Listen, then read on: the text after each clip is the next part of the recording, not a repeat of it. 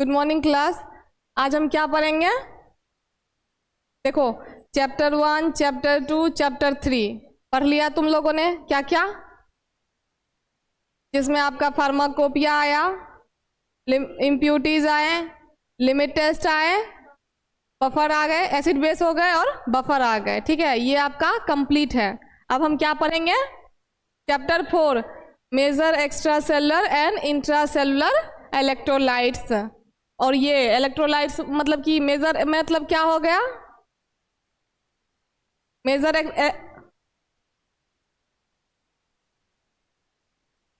Major मतलब main important electrolytes जो है उनको हम क्या कहते हैं? मेजर। और एक्स्ट्रा सेलुलर क्या हो गया? जो सेल के बाहर है। और इंट्रासेलुलर क्या हो गया? जो सेल के अंदर है। तो हम कौन से इलेक्ट्रोलाइट्स के पढ़ेंगे? ऐसे इलेक्ट्रोलाइट जो आपके मेन है, इंपॉर्टेंट है, और जो आपके सेल के बाहर भी हैं और सेल के अंदर भी हैं। ठीक है, तो सबसे पहले हम क्या देखेंगे कि इसका इंट्रोडक्शन देखेंगे। क्या होता है? कहता, देखो इसका इंट्रोडक्शन देखो क्या कहते हैं। About 56% of adult human body is fluid. जो मतलब आपका जो क्या है, 56% जो है क्या ह्यूमन बॉडी का, वो क्या है? फ्लूइड। मतलब फ्लूइड मतलब लिक्विड से बना हुआ है आपका। ठीक है, कितना परसेंट? लगभग 56%। ठीक, कहता है कि although most of this fluid is inside the cells and is called intracellular. अब देखो, इन सब फ्लूइड्स में जो आपका क्या होता है, सेल के इनसाइड होता है, उसको हम क्या कहेंगे? इंट्रासेलुलर कहेंगे। ठीक है, अब कहते हैं कि about one third is in the space. ये इनसाइड था तो इंट्रासेलुलर, और ये आउटसाइड है तो एक्स्ट्रा सेलुलर फ्लूइड। ठीक है, जो फ्लूइड सेल के अंदर होगा वो इंट्रासेलुलर फ्लूइड कहलाएंगे, और जो फ्लूइड सेल के बाहर होंगे वो आपके फ्लूइड कहलाएंगे। ठीक है, कहता है कि the extra cellular fluid is in constant motion through out the body. अब एक्स्ट्रा सेलुलर फ्लूइड जो होता है वो क्या होता है आपका? क्या होता है? कांस्टेंट मतलब फिक्स रहता है, स्टेबल रहता है वहीं पे, कि हाँ मतलब एक ही डायरेक्शन में, एक ही मोशन में ये पूरे बॉडी में आपका क्या करेगा? रहेगा। ठीक है, पूरे बॉडी में एक ही मोशन में वो रन करेगा। ये नहीं कि अप डाउन कुछ भी नहीं होगा, नहीं, अगर चल रहा तो पूरे बॉडी में एक जैसा चलेगा। कौन सा फ्लूइड? Extra cellular fluid. ठीक है, उसके बाद कहते हैं कि the extra cellular fluid has ions and nutrients needed by the cell for the maintenance of life. अब लाइफ को मेंटेन करने के लिए सेल को क्या चाहिए? आयंस चाहिए और न्यूट्रिएंट्स चाहिए, जो कि किसके पास होता है? आपको एक्स्ट्रा सेलुलर फ्लूइड के पास होता है। ठीक, उसके बाद कहता है कि therefore all the cells essential live in the same environment that is the extra. क्या कहता है कि जितने भी आपके इसेंशियल क्या होता है, जो आपके हाँ जरूरत के हो, वो क्या कहाँ रहते हैं? आपके सेम इन्वायरमेंट में, तो उसको हम क्या कहेंगे? ठीक है, अब देखो मतलब कि एक्स्ट्रा सेलुलर फ्लूइड क्या रहता है? आउट मतलब कि जो आपके सेल होते हैं उनके बाहर एक्स्ट्रा। ठीक है, तो बाहर रहते हैं तो वो एक ही इन्वायरमेंट में रहेंगे ना।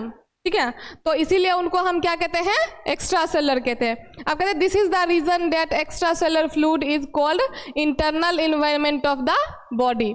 अब चलो, ये तो सेल हो गया। ठीक है, ये सेल हो गया। अब ये जो हो गया वो क्या हो गया? इसका इन्वायरमेंट हो गया। ठीक, मतलब बाहर का, जैसा इसका सेल का मतलब सेल जहां रहेगा उसके आसपास का जो एरिया रहेगा उसको हम क्या कहते हैं?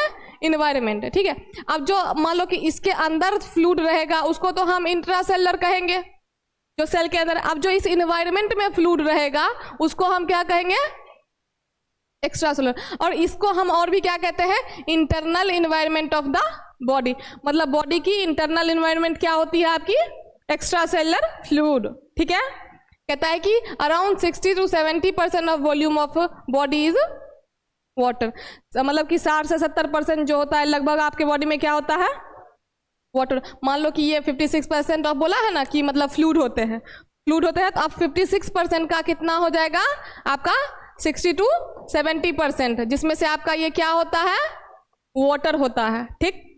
अब कहता है कि the fluid in the body are solutions of organic and inorganic solutes which undergo distribution in the compartments. अब देखो जो आपके ये एक्स्ट्रा सेलर इंट्रासेलर होते हैं वो कंपार्टमेंट्स में बटे होते हैं, ठीक है। जैसे अलग अलग होता है ना कि डिवाइड कर दिया, जैसे मान लो कि क्या कहते हैं 4 भागों में डिवाइड कर देते हैं ना, ए सेक्शन बना लेते हैं, बी सेक्शन बना लेते हैं, सी सेक्शन बना देते हैं, तो उसी सेक्शन को हम क्या कहते हैं, कंपार्टमेंट कहते हैं, ठीक है। तो कहता है कि जो आपका the fluid in the body are solution of, आपके बॉडी में जो फ्लूइड होता है वो ऑर्गेनिक भी हो सकता है या विच अंडरगो डिस्ट्रीब्यूशन, जिसका डिस्ट्रीब्यूशन कहाँ होता है, आपके बॉडी कंपार्टमेंट्स जो आपके होते हैं उनके अंदर होता है, ठीक है। यहां तक क्लियर है। उसके बाद देखो क्या है, फॉलोइंग मेजर फ्लूइड कंपार्टमेंट्स। अभी उसने बोला कि फ्लूइड मतलब कि कंपार्टमेंट में क्या हो जाता है, वो डिस्ट्रीब्यूट हो जाता है। अब आपके कंपार्टमेंट कौन कौन से हैं, पहला आपका इंटेस्टाइनल फ्लूइड, दूसरा आपका वेस्कुलर फ्लूइड और प्लाज्मा फ्लूइड, और तीसरा आपका इंट्रासेलुलर फ्लूइड। अब देखो क्या कहता है, ये आपका एक डायग्राम है वेरियस बॉडी फ्लूइड्स का, ठीक है। अब देखो इसको क्या माना है इसने, क्या हो जाएगा, साइटोप्लाज्म, जो कि आपका क्या होगा, इंट्रासेलुलर होगा या एक्स्ट्रासेलुलर होगा, इंट्रासेलुलर होगा। सेल मेम्ब्रेन और intestinal fluid extracellular, intracellular fluid तो दिया हुआ है ना, एक्स्ट्रासेलुलर में आपका क्या आ जाएगा, फ्लूइड, ठीक है। और WBC RBC ये सब किस में आएंगे, ठीक है। तो ये मतलब है कि नॉर्मल सा क्या कहते हैं कंपार्टमेंट में बांट दिया है कि मतलब हाँ चलो एक इंटेस्टाइनल फ्लूइड हो जाएगा, एक वेस्कुलर हो जाएगा या प्लाज्मा फ्लूइड हो जाएगा, या एक इंट्रासेलुलर फ्लूइड हो जाएगा जो सेल के अंदर रहता है, ठीक है। कहता है कि ऑल द बॉडी फ्लूइड्स, जो कि आपका इसमें दिखाया गया है, इंट्रासेलुलर एक्स्ट्रासेलुलर, कंटेन इलेक्ट्रोलाइट्स। अब इन सभी फ्लूइड के पास क्या होता है, इलेक्ट्रोलाइट्स होता है। The electrolyte concentration varies in these fluids. It is 45 to 50% of body weight in intracellular fluid. अब देखो इलेक्ट्रोलाइट की जो कंसंट्रेशन होती है वो कितनी होगी फ्लूइड्स में, 45 to 50% of the body weight in intracellular fluid, ठीक है। कि मतलब इंट्रासेलुलर फ्लूइड में जो होगा एज का मतलब कि जो उसका बॉडी वेट होगा उसके अकॉर्डिंग 45 to 50% हम क्या लेंगे, इलेक्ट्रोलाइट की कंसंट्रेशन इसमें वेरी करेगी, ठीक है, रहेगी। अब कहता है कि intestinal fluid makes 12 to 15% and plasma makes 4 to 5% of body weight. अब देखो बॉडी वेट के अनुसार आपको क्या लेना है, इलेक्ट्रोलाइट्स, ठीक है। तो जो आपका मतलब कि इंट्रासेलुलर फ्लूइड में होगा वो 40 to 50% होगा, वहीं आपका क्या होगा प्लाज्मा में क्या हो जाएगा, और 4 से 5, और इंटेस्टाइनल फ्लूइड में मान लो कि इन तीनों का दिया है कि परसेंटेज की इलेक्ट्रोलाइट कितनी परसेंट में आप इसमें ले सकते हो as compare to body weight, ठीक है। अब ये हो गया। अब इसके बाद क्या कहते हैं, about 40% of intracellular fluid around, जो कि आपका क्या हो जाएगा 40% जो है वो अराउंड कितना हो जाएगा 4 लीटर के बराबर, in dense connective tissue that is bone and cartilage and. अब देखो जो 40% ऑफ इंट्रासेलुलर फ्लूइड होता है वो कहाँ चला जाता है, कनेक्टिव टिश्यू में, ठीक है। और कनेक्टिव टिश्यू क्या क्या होते हैं आपके, जो भी आपके मतलब क्या करते हैं, किसी चीज को कनेक्ट करने का काम का जो टिश्यू करता है उसको हम क्या कहते हैं। तो ये जो परसेंटेज है फ्लूइड इंट्रासेलुलर फ्लूइड की, ये आपको कहाँ मिलेगी, bone, cartilage and does not part in quick exchange of electrolyte with the remaining body. और ये क्या होगा कि मतलब कि जैसे कि पूरे बॉडी में क्विकली एकदम से जाके एब्जॉर्ब हो जाता है इलेक्ट्रोलाइट्स, ठीक है। तो इस पार्ट में जो होगा वो क्विकली वो चीज नहीं होगा, उसमें क्या होगा, टाइम लगेगा, ठीक। अब कहते हैं the rest of the intestinal fluid around. अब देखो ये तो चलो हो गया किसका, इंटेस्टाइनल का, ठीक, कि कितना हो गया आपका 4 लीटर। अब है क्या द रेस्ट ऑफ, मतलब जो बचा हुआ अब इंटेस्टाइनल फ्लूइड होगा आपका कितना, around 6.6 litre and plasma 3.5 litre comprises the active part of the extracellular fluid. वो आपका कहाँ चला जाएगा, एक्स्ट्रा सेलुलर फ्लूइड में चला जाएगा। आप कहते कि the extra cellular fluid contains large amount of ions, जो आपके एक्स्ट्रा सेलुलर होते हैं उसमें बहुत ज़्यादा मतलब अमाउंट में क्या होता है, आयंस की प्रेजेंस होती है। कौन कौन सी आयन हो जाएगी, चाहे वो सोडियम हो, पोटेशियम हो, क्लोराइड हो, और SiO3 क्या हो जाएगा,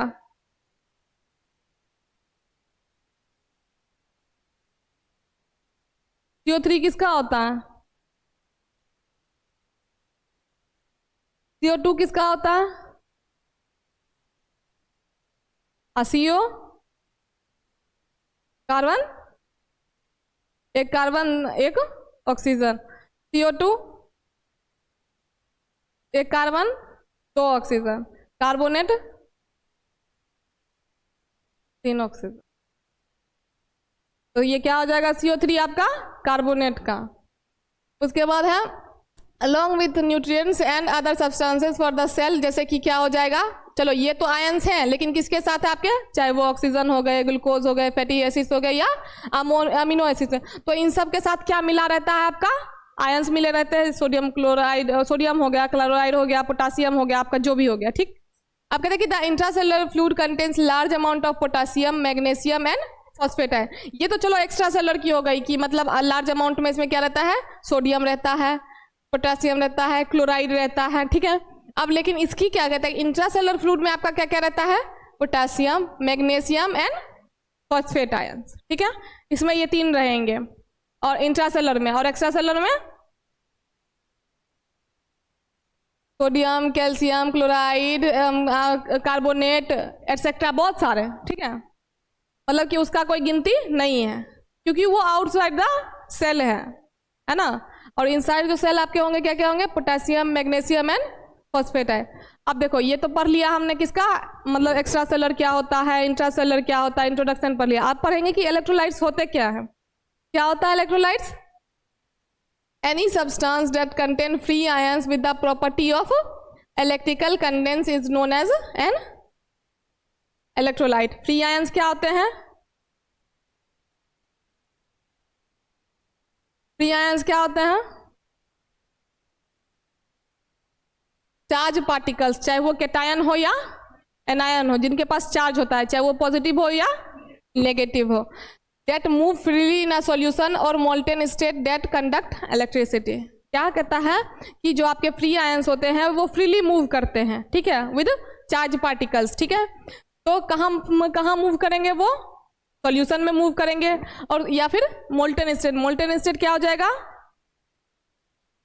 मोल्टेन स्टेट क्या हो जाएगा, पढ़ लो, लिख दिए हैं। मेल्टेड सॉल्ट, मतलब कि मेल्ट मतलब क्या होता है, ठीक है, मतलब कि चाहे वो सॉल्यूशन हो चाहे वो मोल्टेन स्टेट में हो, एंड जो क्या करे, वो इलेक्ट्रिसिटी को कंडक्ट करे, उसको हम क्या कहते हैं, फ्री आयंस कहते हैं। सिंपल सी बात है, चार्ज फ्री आयंस आपका तो चार्ज पार्टिकल्स, चाहे वो एनायन हो या कैटायन हो, जो कि क्या करते हैं, आपका फ्रीली मूव करते हैं, कि कहाँ पे मूव करते हैं, किसी सॉल्यूशन में, ठीक है, एंड कंडक्ट इलेक्ट्रिसिटी, जो इलेक्ट्रिसिटी को कंडक्ट कर सके। अब इलेक्ट्रिसिटी कंडक्ट करना का मतलब क्या हुआ, वो भी लिख दिए, पढ़ो।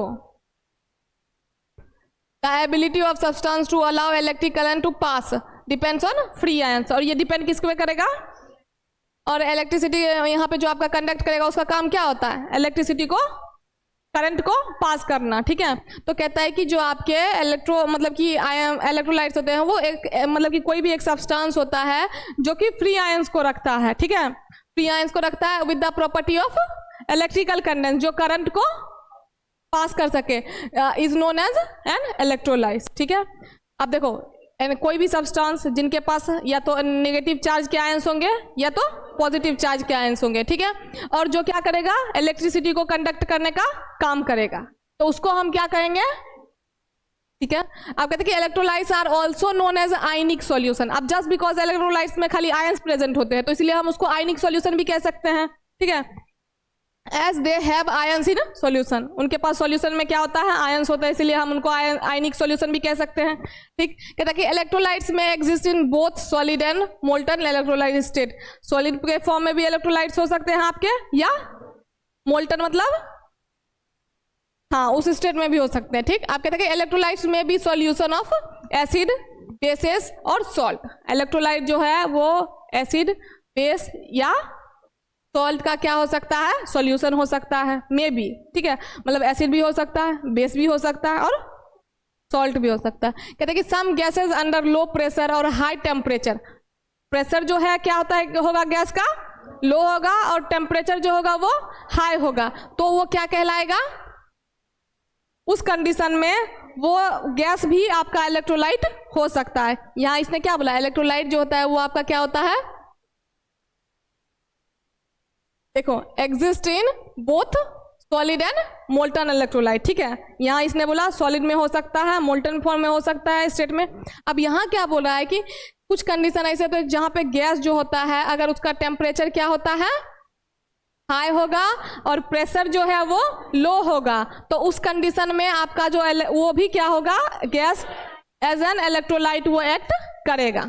ठीक है, अब है dissolution of some synthetic and biological polymers also result in electrolyte solution known as poly electrolytes. क्या कहता है कि जब आप किसी भी सिंथेटिक कंपाउंड को, जैसे कि क्या हो गया पॉलीसिस्टीन सल्फोनेट जो आपका हो गया, उसको मतलब कोई भी कंपाउंड ले लो, ठीक है, उसको हम क्या करेंगे, कहाँ डिसॉल्व करेंगे, बायोलॉजिकल पॉलीमर्स में। ठीक है, जैसे कि आपका डीएनए हो गया, पॉलीपेप्टाइड्स हो गया, तो वो भी आपका क्या हो सकते हैं, इलेक्ट्रोलाइट सॉल्यूशन का काम कर सकते हैं। ठीक है, जिसको हम क्या कहेंगे, पॉली इलेक्ट्रोलाइट्स। ठीक है, कहते हैं कि these polyelectrolytes possess moieties with multiple charges. अब ये पॉली इलेक्ट्रोलाइट्स क्या करेंगे, मोइटीज बनाएंगे, और मोइटीज बनाएंगे तो वो क्या किसके साथ बनाएंगे मोइटीज, मल्टीपल चार्जेस के साथ बनाएंगे, और वो चार्जेस क्या हो जाएंगे, निगेटिव या पॉजिटिव दोनों होंगे।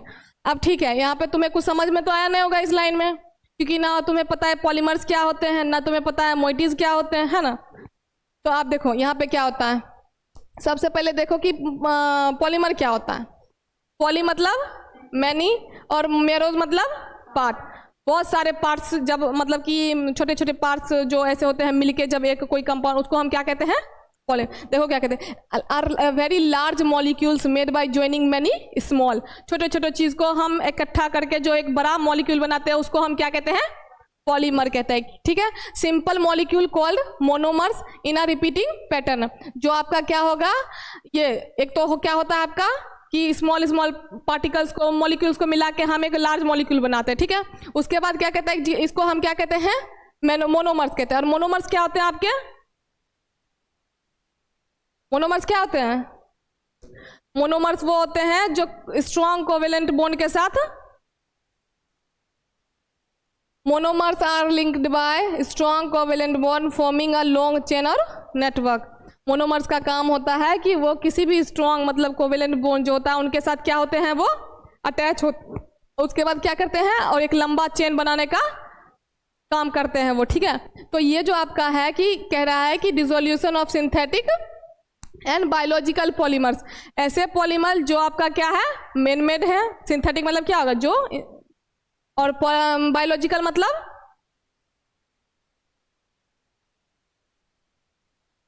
डीएनए कहाँ होता है, डीएनए कहाँ होता है, हमारे बॉडी के अंदर होता है या बाहर होता है, तो क्या हो जाएगा बायोलॉजिकल। जो हमारा लिविंग ऑर्गेनिज्म के बॉडी से जो आपका मिल रहा है पॉलीमर, उसको हम क्या कहेंगे, बायोलॉजिकल। ठीक है, तो ये आपका क्या होता है कि जब आप डिसॉल्व करोगे दोनों को, सिंथेटिक और बायोलॉजिकल पॉलीमर को, तो वो भी क्या करेंगे, इलेक्ट्रोलाइट का। और पॉलीमर आपको पता है कि क्या होता है, जब हम छोटा छोटा स्मॉल मॉलिक्यूल्स को मिला के एक क्या बनाते हैं, लार्ज मॉलिक्यूल बनाते हैं। ठीक, अब कहते हैं these electrolyte possess moieties with multiple charges. अब यही जो आपका पॉली इलेक्ट्रोलाइट्स होता है वो क्या करता है, मोइटीज बनाता है। मोइटीज जिनके पास बहुत सारे एक्स्ट्रा चार्ज रहेंगे। ठीक है, अब मोइटीज क्या होते हैं आपके, फंक्शनल ग्रुप जानते हो, जैसे क्लोरीन, फ्लोरीन, ब्रोमीन, ये सब जो आपके जब केमिस्ट्री पढ़ते हो तो उसमें फंक्शनल ग्रुप आते हैं, है ना। OH हो गए, ये सारे क्या होते हैं आपके, फंक्शनल ग्रुप होते हैं। तो फंक्शन क्या कहते हैं कि स्पेसिफिक पार्ट्स, स्पेसिफिक पार्ट मतलब कि कोई भी एक स्पेसिफिक पार्ट हो गया, या फंक्शनल ग्रुप हो गया किसका, ऑफ अ मॉलिक्यूल, कोई मॉलिक्यूल का एक स्पेसिफिक पार्ट, या फिर फंक्शनल ग्रुप, जैसे कि आपका क्लोरीन, फ्लोरीन, ब्रोमीन, आयोडीन, सब क्या है आपका फंक्शनल ग्रुप है, ठीक है। क्लियरली डिफरेंट और सेपरेट फ्रॉम केमिकल प्रॉपर्टीज, क्या कहता है कि मॉलिक्यूल विथ क्लियरली डिफरेंट और सेपरेट फ्रॉम केमिकल प्रॉपर्टीज, ऐसे मतलब कि कोई स्पेसिफिक पार्ट या फंक्शनल ग्रुप मॉलिक्यूल के जो कि बिल्कुल ही क्या होते हैं, अलग होते हैं, किससे, केमिकल प्रॉपर्टीज से। अब मान लो कि क्या होता है कि कोई भी आपका एक क्या हो जाएगा, कंपाउंड हमने लिया, ठीक है, कोई भी एक कंपाउंड लिया, इसका क्या होगा, जो केमिकल प्रॉपर्टीज हो गए वो बिल्कुल ही क्या होगा, डिफरेंट होगा, तो उसको हम क्या कहते हैं, मोइटीज कहते हैं। अब पढ़ो ना, पढ़ने पे स्पेसिफिक पार्ट मतलब क्या हो गया, कोई भी एक पार्ट उठा लो, ठीक है, उसके बाद क्या हो गया, फंक्शनल ग्रुप हो गया, या तो स्पेसिफिक पार्ट या तो फंक्शनल ग्रुप। तो किसका फंक्शनल ग्रुप या स्पेसिफिक पार्ट, मॉलिक्यूल का, विद क्लियरली, जो कि क्लियरली क्या होगा, डिफरेंट होगा या सेपरेट होगा, मतलब अलग होगा, किससे, फ्रॉम केमिकल प्रॉपर्टीज से, जो उसकी केमिकल प्रॉपर्टी होगी उससे वो बिल्कुल ही क्या रहेगा, डिफरेंट रहेगा, तो उसको हम क्या कहते हैं, मोइटीज कहते हैं, ठीक है। तो यही कहता है कि दीज पॉली इलेक्ट्रोलाइट, अब यही पॉली इलेक्ट्रोलाइट्स जो क्या करें, अलग अलग तरीके के मोइटीज बनाएंगे, ठीक है, क्योंकि इसमें हमने क्या लिया, एक तो सिंथेटिक लिया पॉलीमर और एक, तो उन्हीं के डिसोल्यूशन के वजह से हमें मोइटीज मिले, ठीक। अब वही मोइटीज मिले, देखो सिंथेटिक अलग चीज हुआ, बायोलॉजिकल अलग चीज हुआ, अब जब आपने दो अलग अलग चीजों को मिलाया तो आपको क्या मिला, मोइटीज मिले, ठीक है, जो कि खुद अलग होता है अपने केमिकल प्रॉपर्टीज से, ठीक, तो वो अलग होता है, तो और उनके पास क्या होगा, मल्टीपल चार्जेस भी होंगे, ठीक। ये आपका क्लियर है, फ्री आयंस क्या होते हैं, चार्ज पार्टिकल्स होते हैं जिनके पास इलेक्ट्रिकल कंडेंस, जो इलेक्ट्रिसिटी को हाँ कंडक्ट करने का काम। मोल्टन स्टेट क्या हो जाएगा आपका, melted salt electrolyte where ions move freely and conduct electricity, ठीक।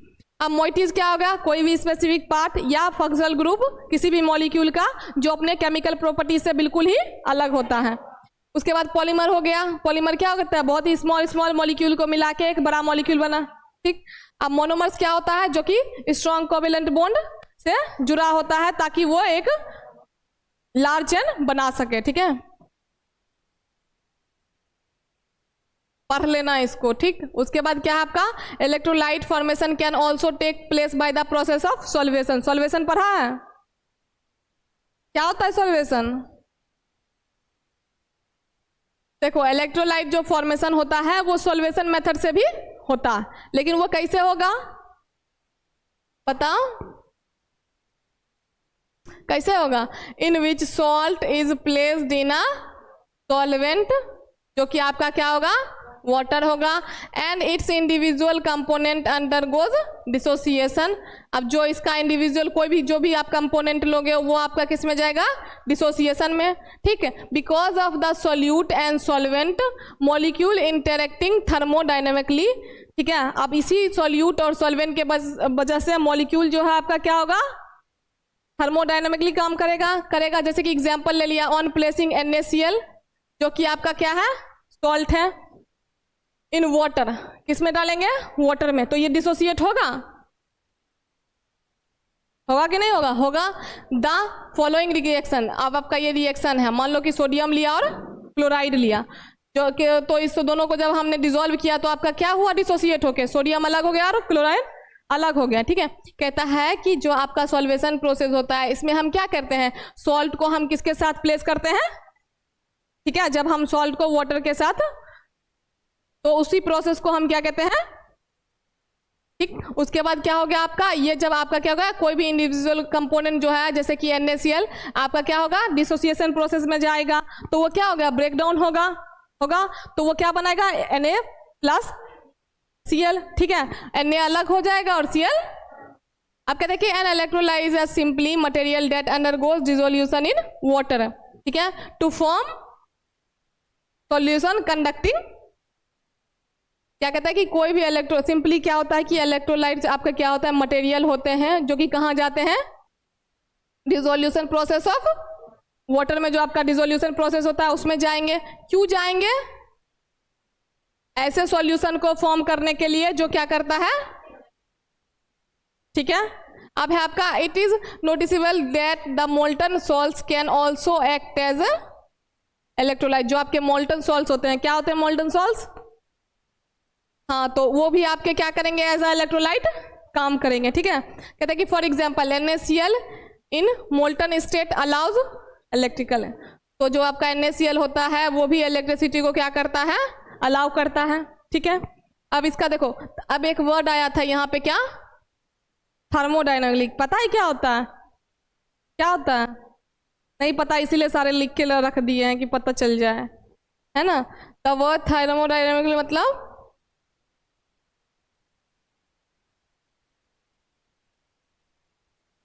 मतलब कि कोई भी एक क्या होता है, वे होता है या तरीका होता है जो किससे रिलेटेड होता है, आपका हीट से, एनर्जी से, और how they change in a system, कैसे वो किसी सिस्टम में चेंज हो जाते हैं। जहाँ पे थर्मो आता है उसका मतलब, थर्मो का मतलब क्या होता है,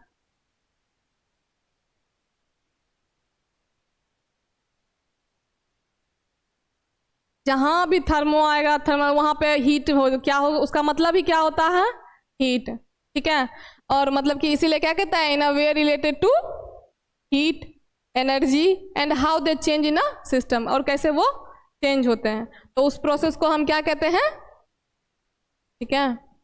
अब कहता है आपका क्या है, आपके in solution and electrolyte is considered to be concentrated.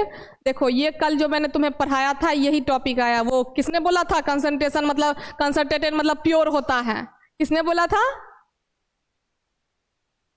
मतलब डाइल्यूशन का मतलब क्या कहते हैं, थिन होता है, लेकिन कंसंट्रेशन का, कंसंट्रेटेड का मतलब प्योर होता है ना। तो यही चीज देखो यहाँ पे आएगा, in a solution and electrolyte is considered to be concentrated. क्या कहता है कि कोई भी सॉल्यूशन पे जब आपका इलेक्ट्रोलाइट जो है वो तभी कंसंट्रेटेड होगा जब आपका if the ion concentration is high. अब ऑब्वियस ही बात है, किसी चीज को आप मतलब कि जैसे एसिड को एसिड क्यों कहोगे, जब उसमें एसिड होगा तभी तो कहोगे, बेस को बेस क्यों कहोगे, जब उसमें बेस होगा तभी कहोगे। तो वैसे ही कहता है कि जो आप किसी भी सॉल्यूशन को, an electrolyte is considered to be concentrated, ये कंसंट्रेटेड कब कहलाएगा, जब आयंस जो हो की कंसंट्रेशन होगी वो क्या होगी, हाई होगी, तभी वो क्या कहलाएगा, आपका कंसंट्रेटेड कहलाएगा। And diluted if the ion concentration is, कब होगा, जब आयन की कंसंट्रेशन लो होगी, ठीक है। अब कहता है कि कंसंट्रेटेड क्या होता है और डाइल्यूटेड क्या होता है। कंसंट्रेटेड क्या होता है, अ लॉट ऑफ सॉल्यूट, जिसमें सॉल्यूट की अमाउंट क्या होती है, ज्यादा होती है, like sugar, salt in a small amount of liquid. यहाँ पे लिक्विड क्या होगा, कम होगा, है ना, और सॉल्यूट जो होगा वो ज्यादा होगा, तो भी इसे, तो इस कंडीशन को हम क्या कहेंगे, मतलब थोड़ा सा लिक्विड है उसमें सॉल्यूट की कंसंट्रेशन ज्यादा है, तो वो आपका, और वहीं डाइल्यूटेड का मतलब a solution that less solute and, ठीक है, उसको हम क्या कहेंगे, क्लियर है। अब कहता है कि an electrolyte is considered to be high strength that is strong. अब किसी का स्ट्रेंथ हाई होगा वो इलेक्ट्रोलाइट क्या होगा, आपका स्ट्रॉन्ग होगा। If a high amount of solute under goes dissociation end of low strength that is weak.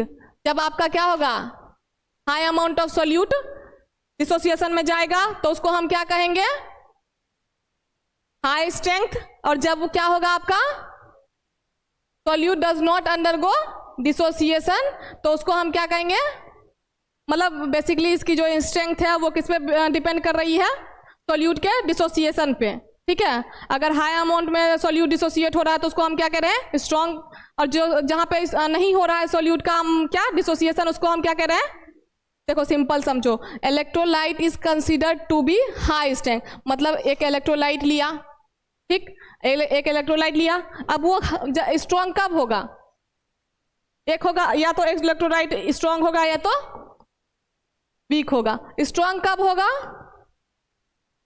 जब सॉल्यूट की जो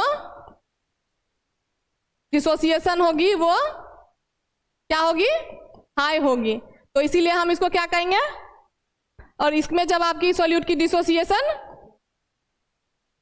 नो सॉल्यूट डिसोसिएशन, ठीक है, तो इसको हम क्या कहेंगे, वीक इलेक्ट्रोलाइट कहेंगे। ठीक, तो मेनली जो इलेक्ट्रोलाइट की स्ट्रेंथ है, स्ट्रॉन्ग है या वीक है, वो किस पे डिपेंड करेगा, सॉल्यूट के डिसोसिएशन पे। ठीक, अब कहता है कि the electrolytic properties of electrolytes solution are used to extract the constituent compounds and element present in the solution. क्या कहता है कि इलेक्ट्रोलाइटिक प्रॉपर्टीज जो इलेक्ट्रोलाइट्स के होते हैं, इलेक्ट्रोलाइट सॉल्यूशन के, वो क्यों यूज होते हैं, extract the constituent compounds and elements present in the solution. जो कॉन्स्टिट्यूएंट या एलिमेंट प्रेजेंट होंगे उनको एक्सट्रैक्ट आउट करने के लिए हम क्या यूज करते हैं, आपका किसी भी इलेक्ट्रोलाइट का इलेक्ट्रोलाइटिक प्रॉपर्टीज, ताकि हम क्या करें, क्योंकि उसमें क्या होता है, एनायन और चार्जेस का तुरंत आपको क्या हो जाता है, पहचान हो जाता है। ठीक है, तो उसके वजह से वो चीजें इजीली हो जाती है और इजीली आप एक्सट्रैक्ट आउट कर लेते हो उसको। ठीक है, चलो ये तो हो गया क्या, इलेक्ट्रोलाइट्स की बात। उसके बाद आगे इसका जो भी होगा वो देखेंगे। ठीक है।